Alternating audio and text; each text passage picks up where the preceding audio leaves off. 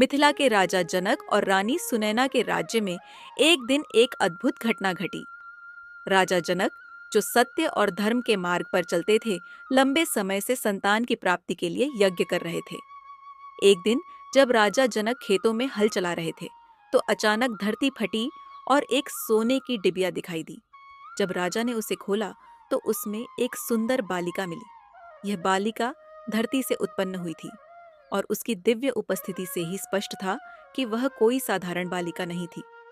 राजा ने उसे सीता नाम दिया, क्योंकि वह धरती की गोद से प्राप्त हुई थी। सीता का बचपन मिथिला के महल में बड़े प्यार और स्नेह के साथ बीता। राजा जनक और रानी सुनैना ने उसे अपनी संतान के रूप में अपनाया और उसे बहुत स्नेह से पाला। बाल्यकाल से ही सीता के व्यक्तित्व में एक अद्भुत तेज और दिव्यता थी। वह जितनी सुंदर थी, उतनी ही बुद्धिमान और साहसी भी। महल में वह सभी की प्रिय थी। उसकी कोमलता और मधुर व्यवहार से हर कोई उसे अपना मानता था। सीता का बचपन प्रकृति के साथ गहरे जुड़ाव में बीता।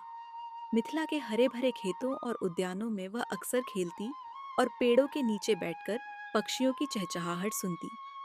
उसे फूलों से विशेष प्रेम था और वह अपने छोटे छोटे हाथों से सुंदर फूलों की माला बनाकर रानी सुनैना को भेंट करती थी।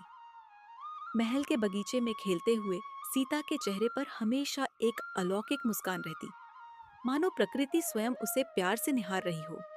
सीता का साहस भी बचपन से ही दिखाई देता था। एक बार महल के पास के जंगल में कुछ जंगली जानवर आ गए, जिससे सभी डर गए। परंतु छोटी सीता ने निडर होकर उन जानवरों की ओर देखा और उनके सामने बिना डरे खड़ी रही। आश्चर्यजनक रूप से जानवर शांत हो गए और धीरे धीरे वापस जंगल में चले गए।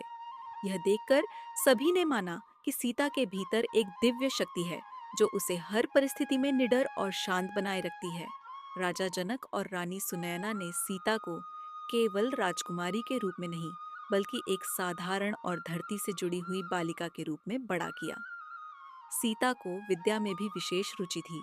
वह वेदों और शास्त्रों का अध्ययन करती और धर्म और नैतिकता के गहरे अर्थों को समझने की कोशिश करती। छोटी सी उम्र में ही उसने अपने गुरुओं से इतना ज्ञान प्राप्त कर लिया था कि वे भी उसकी बुद्धिमत्ता से प्रभावित रहते। महल के सभी सदस्य और मिथिला के नागरिक सीता को देवी स्वरूपा मानते थे। लोग कहते थे कि जिस तरह सीता धरती से प्रकट हुई, उसी तरह वह धरती माता का आशीर्वाद है। उसकी उपस्थिति मात्र से ही माहौल में शांति और आनंद फैल जाता था। चाहे महल के खेल हों या धार्मिक अनुष्ठान, सीता का हर कार्य एक आदर्श बन जाता था। समय के साथ सीता की प्रसिद्धि पूरे राज्य में फैलने लगी। सभी मिथिलावासी गर्व महसूस करते थे कि उनके राज्य में ऐसी दिव्य बालिका का जन्म हुआ है। सीता का बाल्यकाल प्रेम, स्नेह और धैर्य का प्रतीक था। उसने अपने सरल जीवन में ही यह साबित कर दिया कि असली सुंदरता और शक्ति बाहरी रूप में नहीं, बल्कि मन की पवित्रता और आत्मा के साहस में निहित होती है। यदि आपको यह वीडियो पसंद आया हो, तो इसे शेयर करें और हमारे चैनल को सब्सक्राइब करना न भूलें, ताकि आप ऐसी ही और भी रोचक कहानियां और प्रेरणादायक वीडियो देख सकें। धन्यवाद।